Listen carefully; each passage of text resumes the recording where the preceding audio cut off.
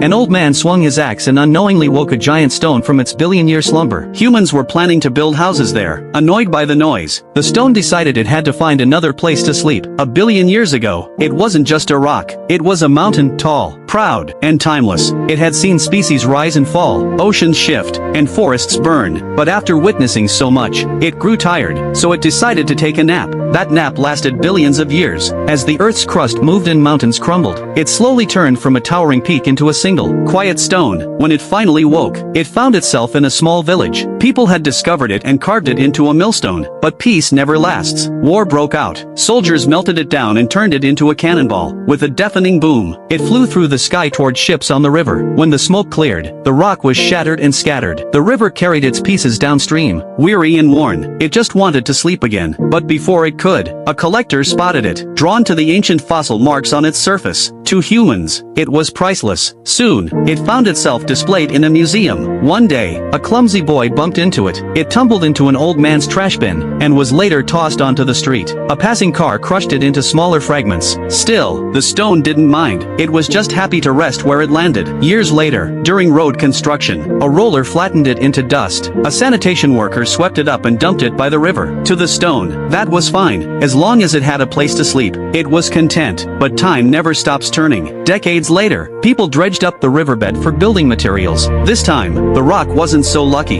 It was melted down in an industrial furnace. When it woke again, it was no longer a stone at all, but a piece of high-grade glass, part of a rocket's nose cone. Then came launch day. Engines roared. The rocket lifted off. For the first time, the stone-turned glass left Earth. But fate had one last surprise. A meteor struck the rocket mid-flight, and the shattered glass fell toward a distant, unknown planet. Billions of years later, as the new world shifted and formed, the fragments fused together, and once again, it became a mountain.